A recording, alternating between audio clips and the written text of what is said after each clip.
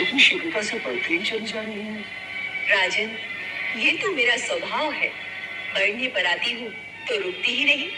परंतु आप क्यों चिंता करते हैं? आपका राजमहल तो बहुत बड़ा है ना? बड़ा था, परंतु आपने उसे छोटा कर दिया है।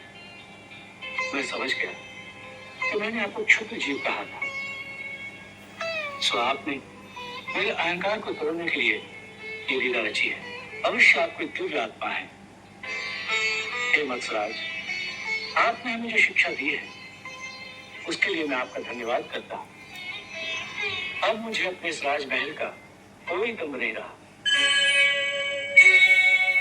मनुष्य की देह 8 कलाओं से अधिक का तेज सहन नहीं कर सकती।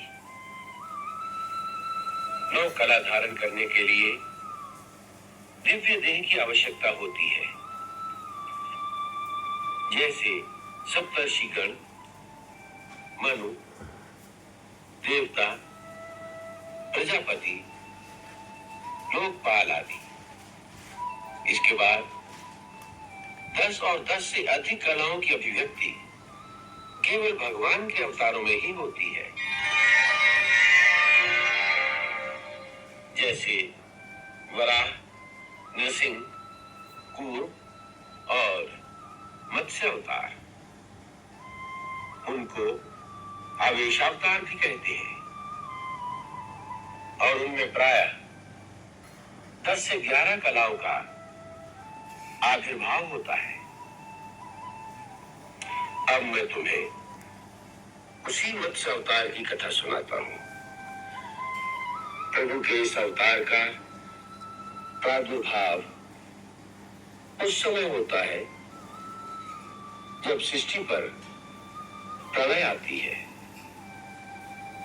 उस समय भगवान प्रलय के अंत में फिर से प्रकट होने वाले नई सृष्टि के सर्जक मनु और उसके सप्त ऋषियों और उनके द्वारा संस्कृति, धर्म और विज्ञान के बीजों की रक्षा के लिए मत्स्य का रूप धारण करके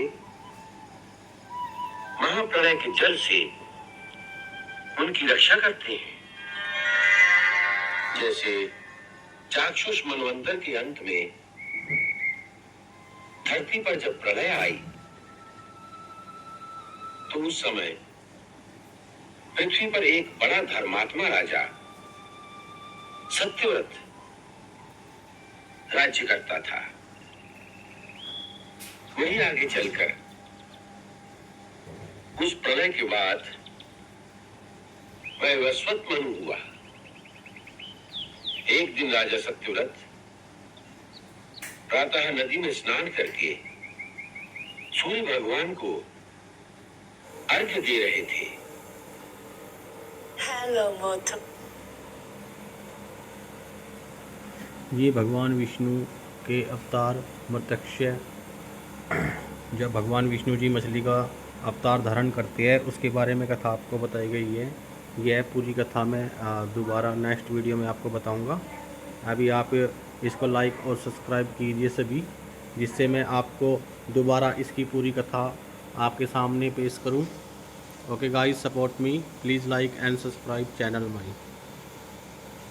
सभी सब्सक्राइब प्लीज़ करिए, आप ज़्यादा से ज़्यादा सपोर्ट कीजिए, जिससे चैनल ग्रोथ हो जाए और आपको अधिक से अधिक कहानी सुनने का मौका मिले।